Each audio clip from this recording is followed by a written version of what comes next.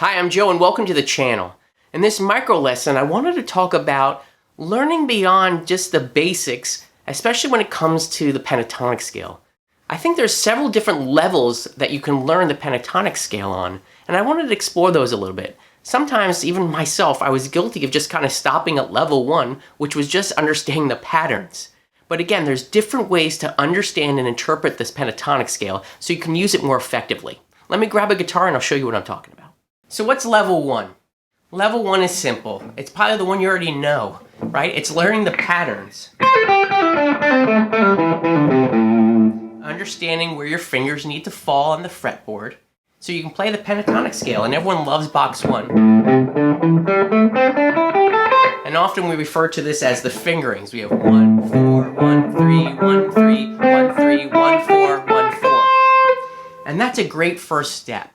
And learn those obviously, or learn all the patterns that way with just the fingerings. But level 2 comes up.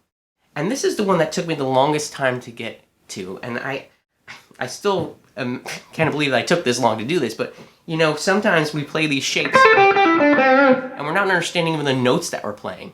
And we don't even understand the notes that we're playing over the chord progression, more importantly.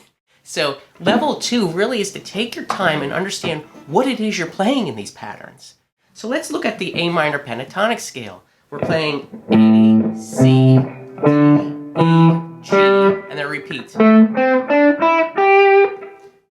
Now, that's great to know, but we know that this is a movable scale shape. We can put this anywhere on the neck,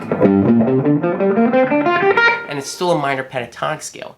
So it's important to know the names of the notes, but it's also important to know the value, the scale degree that you're playing. And what do I mean by that? Well, if we're playing an A, we know that A is the root. When we go to the C, that's a flat 3, because usually in the key of A, we would have a C sharp as our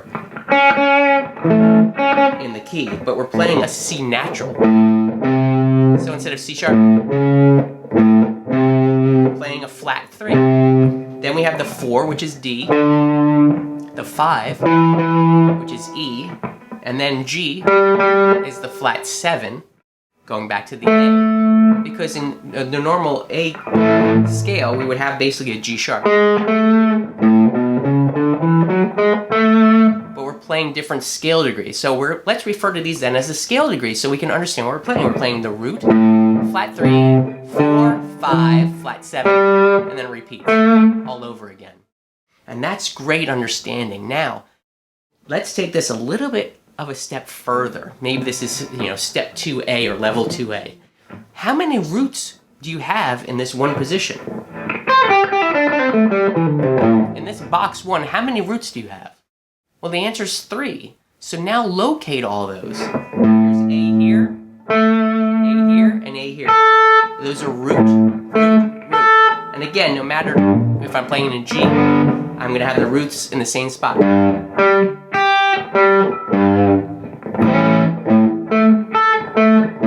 So now I know in this shape alone, and I want you to do this on all the shapes, is just explore where all these notes fall. Where does the root fall in this shape? 3 times on those strings. Now, what's the next scale degree? Well, we have that flat 3. How many times does that happen in this pattern? Again, 3 times. So now I have A, the root, 3 times. I have the flat 3, 3 times. So let's get to the 4th. D happens twice. The E happens twice. And the flat 7 happens twice. And that's only in this pattern 1. So again, I want to encourage you to find all of those in the different patterns and different shapes.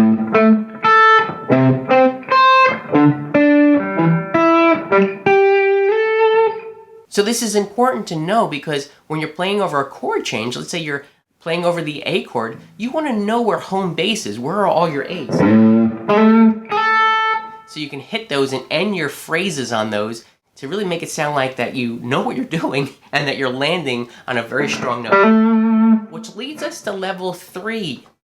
Level 3 is understanding which of these notes which of these scale degrees that you're playing are stable and which ones are unstable. Or some people might call them, which ones are sweet notes, or which ones cause tension, which ones cause release. You can look at them in any different way and understand that those values are going to change over the chord. So let's just look over the A7 chord. If I play an A, I'm going to say that's pretty stable, right? That sounds like home.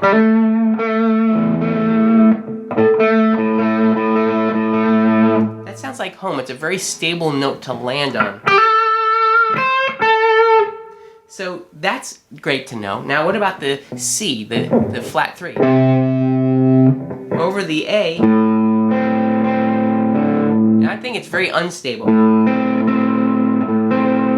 To me, it either wants to go up to the 4th or come back down to the root.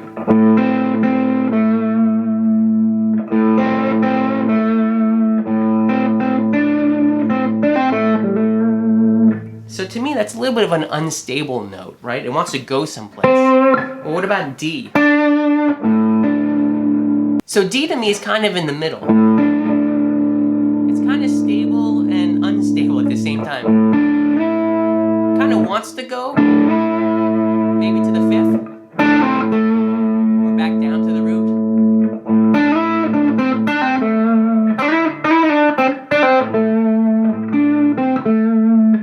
And speaking of going to the 5th, we can hear that's a very stable note, right? Now, that shouldn't be any surprise when we're playing our power chords. Now, that sounds very stable and at home. It's almost like as if the 5th holds up the root. It makes everything very stable. So that's not a surprise.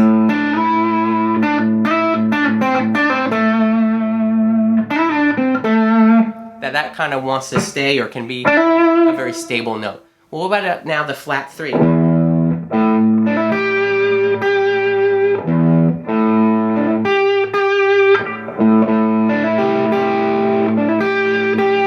To me, it's an unstable note. I think that it wants to maybe go back to the root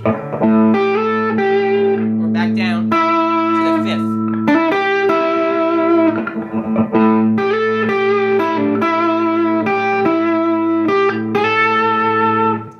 So that's level 3, is just play around with, maybe put a backing track on of just an A chord and hear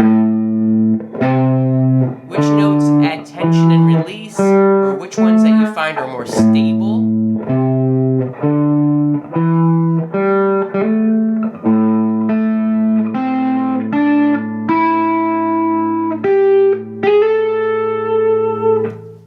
And just do that as an exercise. So to me, those are the 3 levels of understanding the pentatonic scale.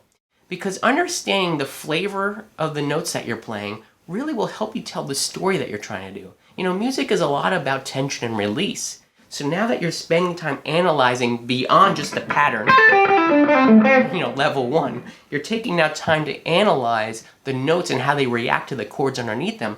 I really think that you're going to find this a very valuable thing to not only as an ear training exercise, but also to help you craft memorable solos or melodies. That's another micro lesson down. I hope that you can see that this concept obviously can apply to different things that you're learning on the guitar or music theory or anything, and I hope that you'll apply it.